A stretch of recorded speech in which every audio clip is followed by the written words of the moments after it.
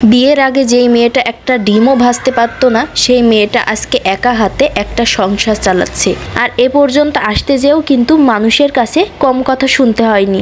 So hello everyone, আসসালামু আলাইকুম and welcome back to my another video. So কেমন আছেন সবাই? আশা করি সবাই খুব ভালো আছেন। আলহামদুলিল্লাহ, আমরাও আপনাদের দোয়া এবং আল্লাহর রহমতে খুবই ভালো আছি। তো আজকে একটা নতুন ভিডিও নিয়ে চলে আসছি, তো ভিডিওটা সবাই শেষ পর্যন্ত দেখবেন।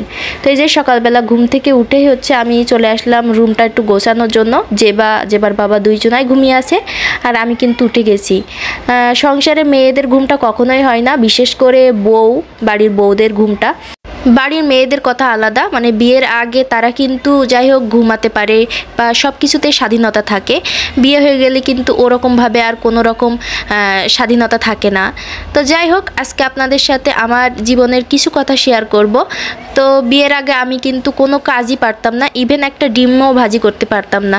আর আলহামদুলিল্লাহ, আমি এখন একা হাতে একটা সংসারের সব কাজ কিন্তু করে যাচ্ছি।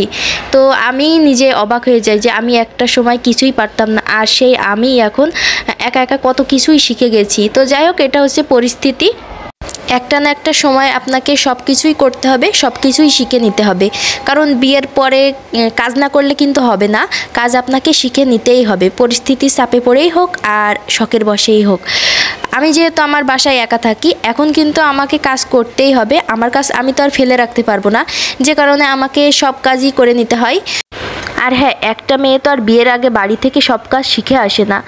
হ্যাঁ, আছে, অনেক মেয়েরাই আছে যারা বাড়ি থেকে অনেক কাজ শিখে আসে, মানে বাবার বাড়ি থেকে। তো সেই সব সংখ্যা খুবই কম। বেশিরভাগ মানুষই কিন্তু বাবার বাড়ি থেকে কোনো কাজ করে আসে না বা শিখে আসে না, শ্বশুর বাড়িতে আসার পরই কিন্তু সব কাজ শিখে নেয়। তেমন আমিও ছিলাম।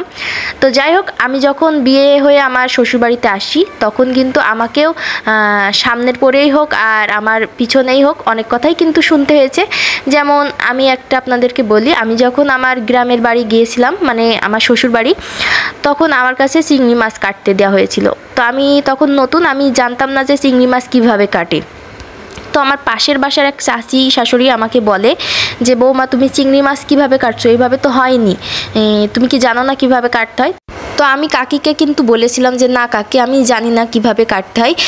তো আমি এরকমভাবে কাটলাম। তো কাকি আমাকে বলেছিল, বাবার বাড়ি থেকে কি কিছুই শেখায়নি? কি শিখিয়েছে তাহলে? তো মুখের উপর এরকমভাবে বলেছিল। তো যাই হোক, সেই কথাটা আমার মনে আছে। আর এই কথাটা শোনার পর আমার দাদি শাশুড়ি উত্তর দিয়েছিল যে, বাবার বাড়ি থেকে তো পড়াশোনা শিখে পাঠিয়েছে, আর কি শেখানোর কথা বলছো? ওইটাই কি অনেক না? তো যাই হোক, এই কথাগুলো মানে খুব খারাপ লাগে। একটা সময় কিন্তু একটা মেয়ে সব কাজই শিখে নেবে, নতুন বেলায় কিন্তু তেমনভাবে কেউই তেমন কোনো কাজ পারে না। তো যাই হোক, আমার কাছে এই বিষয়টা অনেক বেশি খারাপ লাগছিল। তখন হয়তো কোনো কিছু বলতে পারিনি বা একটু লজ্জা পেয়েছিলাম, কিন্তু এখন আমার কাছে অনেক খারাপ লাগে যে তখন এরকমভাবে না বললেই হতো। আমি যেহেতু জিনিসটা পারি না, সেহেতু আমাকে দিয়ে শিখিয়ে নিলে আমি কিন্তু পারতাম বা পারি। তো এই কাজটা কিন্তু অনেক মানুষই ভুল করে, যারা নতুন বিবাহিত থাকে তাদের কিন্তু মুখের সামনেই এই ধরনের কথা বলে যে, এই কাজটা শিখে আসোনি, এটা করোনি, ওটা পারো না। তো এইগুলো না বলে যেগুলো করার দরকার সেগুলো কিন্তু হাতে হাতে, মানে যদি শিখিয়ে দেওয়া যায় তাহলে কিন্তু খুব ভালোভাবে শিখে নেয়। কারণ আপনি যে এই কথাটা আমাকে বললেন, এই কথাটা কিন্তু আমার সারা জীবনই মনে থাকবে। একটা মেয়ে যখন বাবার বাড়ি ছেড়ে শ্বশুর বাড়িতে আসে, তখন তারাই কিন্তু তার সবথেকে কাছের মানুষ হয়ে যায়। তো তাদের থেকে কখনো এ ধরনের ব্যবহার আশা করে না। আর বাবার বাড়িতে থাকতে আমি তেমন কোনো কাজ করিনি, কারণ আমার আম্মু আমাকে বলতো যে, আমার মেয়ে এখানেও কাজ করবে, শ্বশুর বাড়িতে যেও কাজ করবে, তাহলে কি সারা জীবন কাজই করবে? তারপরও আমার আম্মু যদি আমাকে একটা কাজ বলতো যে, ঘরটাই ঝাড়ু দাও, যদি বলতো যে এরকম যে ঘরটাই একটু ঝাড়ু দিয়ে দাও, তো আমার ভাবি কিন্তু আমাকে কোনো সময় দিত না। আমার ভাবি বলতো, আমি থাকতে সে তো কেন করবে, আমি করি, ও তো শ্বশুরবাড়ি যে করবেই, এখন বাবার বাড়িতে কোনো কাজ করার দরকার নাই। তো যাই হোক, এরকমভাবে কোনো কাজই আর শেখা হয়নি।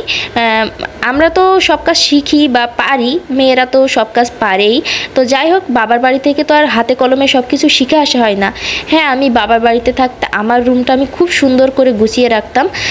যাই হোক, আমি এই কাজটা সবসময় করতাম। কোনো কাজ করি বা না করি, আমি রুমটা খুব সুন্দরভাবে গুছিয়ে রাখতাম। আর এখনও শ্বশুরবাড়িতে আসার পর আমি এই যে আমার রুম কিন্তু সবসময় গুছিয়ে রাখার চেষ্টা করি। তো জেবাকে নিয়ে এখন তেমনভাবে হয়ে ওঠে না, তারপরও আমি চেষ্টা করি সবসময় টাইটি আপ করে রাখার।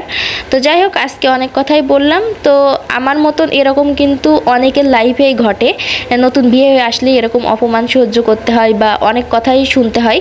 তো যাই হোক, এ ধরনের কাজগুলো না করাই ভালো, কারণ একটা মেয়ে যখন শ্বশুরবাড়ি আসবে তখন সব কাজ কিন্তু শিখে আসে না, বা বাবা মারাও সব কাজ শিখে পাঠায় না। হ্যাঁ, পাঠায় না তো কি, হ্যাঁ অবশ্যই শিখিয়ে পাঠাই, কিন্তু কোন কাজগুলো শিখিয়ে পাঠাই? মানুষের সাথে ভালো ব্যবহার, তারপর কাকে কেমন সম্মান দিতে হবে। তো যাই হোক, আরও বিভিন্ন ধরনের কাজ তারা কিন্তু শিখিয়ে পাঠায়। এই যে আপনি কাপড় কাচবেন, আপনি ঘরে ঝুল ঝাড়বেন, তারপর এই যে বিভিন্ন ধরনের কাজ থাকে, এইগুলা তো আর সব কিছু শিখিয়ে পড়িয়ে পাঠাবে না যে হাতে কলমে যে এইগুলো ঘর ঝাড়ু দিয়াও বা ঝুলটা ঝাড়ো বা কাপড় চোপড় কাচো। তো যাই হোক, এই ধরনের কাজগুলো এমনিতেই নিজের থেকে চলে আসে।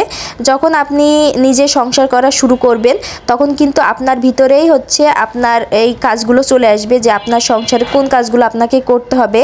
আপনার বাচ্চা কাচ্চা হলে তো আরও কাজ। তো যাই হোক, একটা মেয়ের বিয়ের পরে কিন্তু সেই মেয়েটা চেঞ্জ হয়ে যায়। যেমন আমি কিন্তু অনেক চেঞ্জ হয়ে গেছি, আমি এরকম ছিলাম না। তো যাই হোক, আজকে আপনাদের সাথে অনেক কথা শেয়ার করলাম। তো এর ভিতর থেকে কিন্তু আমি অনেক কাজও করছি, রান্নাবান্নাও শেষ, আর এখন হচ্ছে এই যে কাপড় চুপড় কাঁচা ধোয়া করছিলাম, তো এইগুলোই হচ্ছে মেলিয়ে দেব।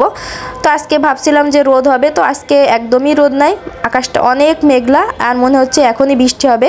তো আমি ভাবছিলাম যে এত কাপড় কাচলাম, যদি বৃষ্টি হয় তাহলে আবার কোথায় শুকাতে দেব।